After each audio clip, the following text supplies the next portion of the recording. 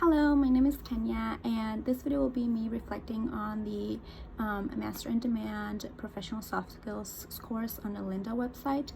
And the first thing the course talked about was understanding emotional intelligence. And this is something that I have heard about before, and another program that I was part of over the summer, over previous summers actually.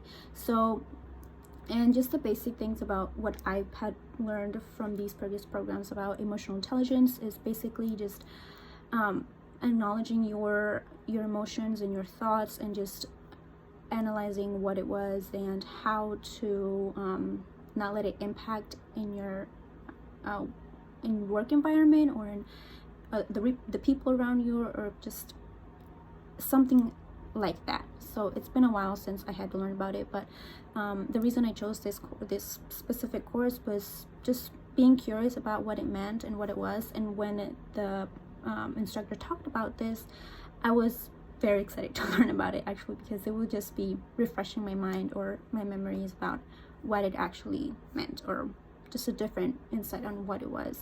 So understanding emotional intelligence, how to define it, why it's important, and how does it fit within your mental structure.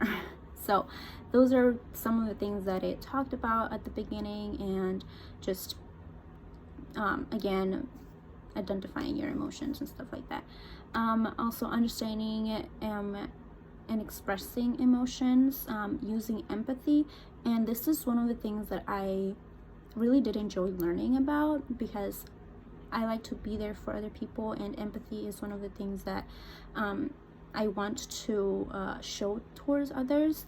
It talked about the two different ways of thinking. The first one was fast, emotional, and intuitive, and the second one was slow, deliberate, and logical. So these are just two different ways people think, which was very interesting because I had never thought about it that way.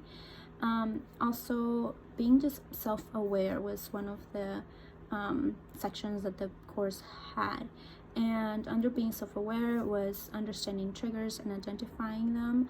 So what was triggering you, and how to identify them, and where do those triggers actually come from, which was very interesting. Also managing yourself, feeling it first, the feeling, and then reacting to those feelings, if that makes sense.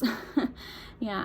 Learning to look at things at a different angle. That was something that I really needed to hear, because oftentimes people can be very narrow-minded, and they see things only one way, and they stick to that way. But there are different ways to look at things, and having that perspective and willingness to look at things through a different lens or at a different angle is just a huge thing, you know. Broadening your mindset and having just a broader perspective for things and at things. You know, in one of the tips on how to do that was just making it a habit, you know, instead of just acting on the spot on what you see right there and then. Just be like, okay, well, this happened, it could have been caused by this or by that, and just thinking about it a little bit deeper and a little bit more critically. Also, seek out different points of view. So if you see something, just ask. You don't lose nothing by asking questions. And if you think, oh, those questions, they're just pretty dumb questions, it just means that you're trying to learn, and you're trying to acknowledge that you want to learn, which is a good thing. So I would definitely recommend this to someone else who wants to learn about emotional intelligence, or someone who is very narrow-minded, especially for that section where it says different ways to broaden your mindset and broaden your perspective. So yeah, that's all. Thank you for listening.